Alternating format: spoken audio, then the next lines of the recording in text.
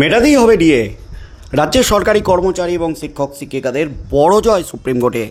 Supreme কোর্টের নির্দেশে রীতিমতো ছাড়খাড় দিশেহারা নবান্নে আর্থিক পরিস্থিতি কিন্তু ভাঁড়েমা ভবানী। কারণ রাজ্যে চলছে বিভিন্ন জনকল্যাণমূলক প্রকল্প।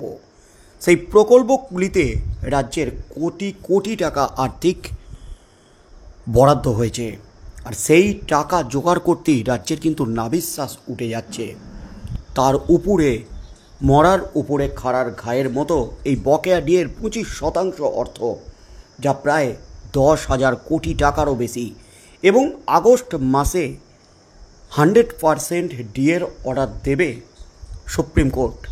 তখন কিন্তু বাকি আরও প্রায় 32,000 কোটি টাকা মেটাতে হবে রাজ্যের সরকারি কর্মচারীদের। এক ধাক্কায় কিন্তু বিধানসভা নির্বাচনের আগে বড় অস্বস্তির মধ্যে পড়ে গেছে রাজ্য সরকার। কারণ রাজ্যে বিধানসভা নির্বাচন আসন্ন। এই বিধানসভা নির্বাচনের আগে জনকল্যাণমূলক প্রকল্প, লক্ষ্মীর ভাণ্ডার, কৃষক বন্ধু, স্বাস্থ্যসাথী সহ একাধিক প্রকল্প, যেখানে কোটি কোটি টাকা ব্যয় হয়েছে।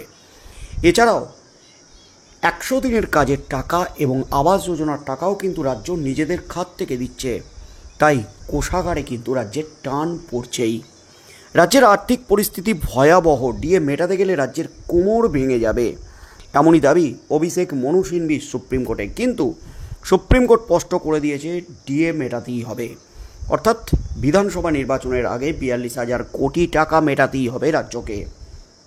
তাই ঘুম উড়েছে রাজ্যের। কিভাবে আসবে এত কোটি কোটি টাকা, সময়সীমাও কিন্তু বেঁধে দিয়েছে সুপ্রিম কোর্ট। তার মধ্যে কিন্তু এবার সুপ্রিম কোর্টের নির্দেশের পরেও বড়সড় ষড়যন্ত্র ফাঁস রাজ্যের। ডিএ না দেওয়ার ষড়যন্ত্র ফাঁস করলেন বিশিষ্ট আইনজীবী।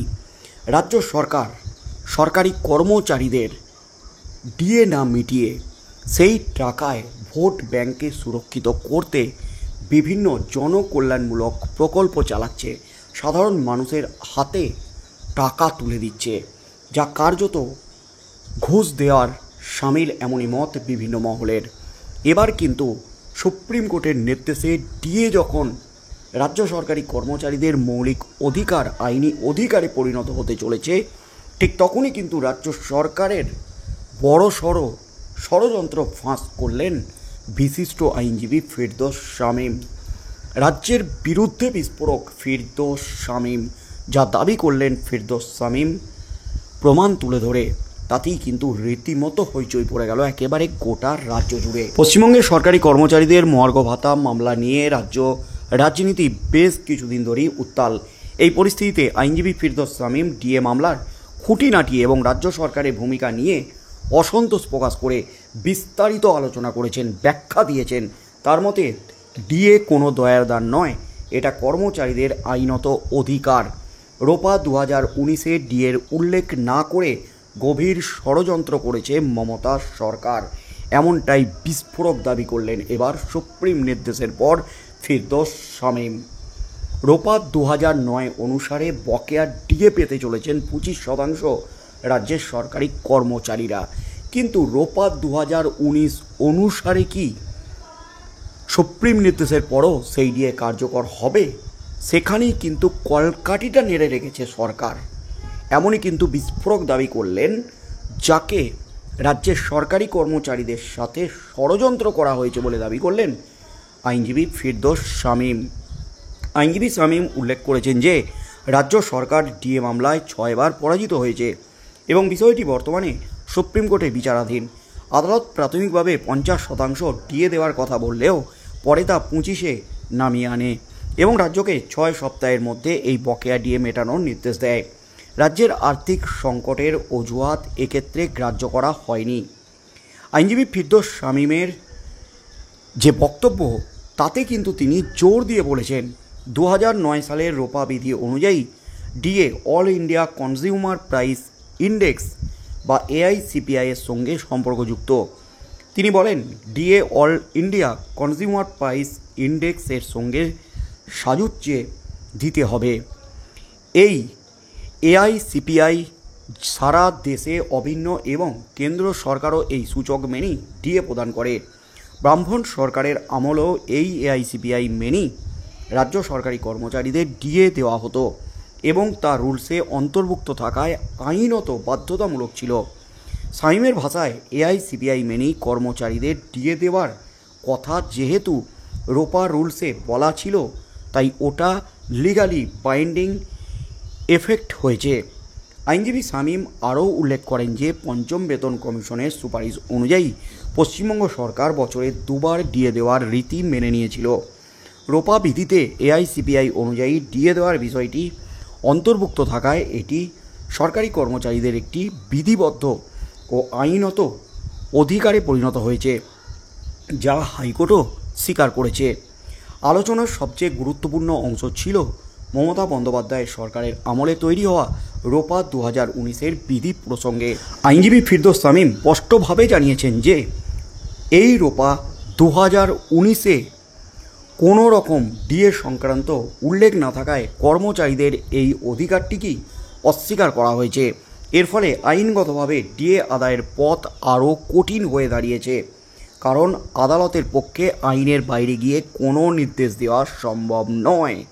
এই মুহূর্তের সবচেয়ে বড় খবর, অর্থাৎ 2009 রোপা অনুযায়ী রাজ্যের সরকারি কর্মচারী শিক্ষক শিক্ষিকারা ডিএ পেলেও কেন্দ্রীয় হারে অর্থাৎ এআইসিপিআই অনুযায়ী ডিএ পেলেও রোপা 2019 অনুযায়ী ডিএর যে অধিকার এবং কেন্দ্রীয় হারে যে ডিএ সেটা আদায় করতে এবং আইনি পথে লড়াই করে আদায় করতে, সেটা কিন্তু বিরাট কঠিন ব্যাপার। কারণ রোপা 2019-এ ডিএর কোনো প্রভিশন রাখা হয়নি, ডিএর কোনো উল্লেখ করা হয়নি। অর্থাৎ রাজ্য সরকার কার্যত কায়দা করে বড় সড়ো একেবারে চক্রান্ত করেছে, ষড়যন্ত্র করেছে রাজ্যের সরকারি কর্মচারীদের সঙ্গে।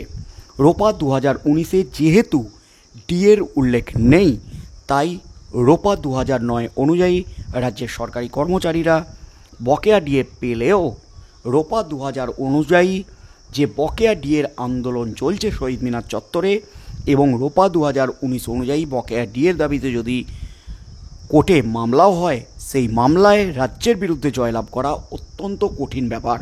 কারণ হাইকোর্টের কাছে কিন্তু হাত পা বাঁধা এক্ষেত্রে, কারণ কোর্ট আইনের ঊর্ধ্বে গিয়ে নির্দেশ দিতে পারে না। যেহেতু আইনে রোপা 2009-এ ডিএ উল্লেখ করেনি রাজ্য, তাই কিন্তু রোপা 2019 অনুযায়ী ডিএ দিতে বাধ্য নয় রাজ্য। এমনই কিন্তু মত আইনজীবী ফিরদৌস শামীমের। অর্থাৎ বড় সড়ো ষড়যন্ত্র ফাঁস করলেন আইনজীবী ফিরদৌস শামীম। কী বলবেন বন্ধুরা? রোপা 2009 অনুযায়ী ডিএ আদায় হলেও রোপা 2019 অনুযায়ী বকেয়া ডিএ কি আদায় করতে পারবেন? আইনি লড়াই কি সেক্ষেত্রে কোনো রকম কার্যকর হবে? রাজ্যের বিরুদ্ধে কি এই আইনি লড়াই ধোপে টিকবে? আইনজীবী ফিরদৌস শামীম যে একেবারে ভয়ঙ্কর বার্তা দিলেন, বিরাট তথ্য তুলে ধরলেন। বন্ধুরা কি বলবেন? আপনাদের মতামত অবশ্যই আমাদের কমেন্ট বক্সে কমেন্ট করে জানান। তাহলে কি শহীদ মিনার চত্বরে যে দীর্ঘদিনের ডিএ আন্দোলন চলছে, সেই ডিএ আন্দোলন গুরুত্বহীন হতে চলেছে? কি হতে চলেছে আগামী দিনে? বন্ধুরা আপনারা কি ভাবছেন অবশ্যই আমাদের কমেন্ট বক্সে কমেন্ট করে জানান। রাজ্য কি পদক্ষেপ নেয় ডিএ মেটাতে, সেদিকেই চোখ থাকবে গোটা রাজ্যের।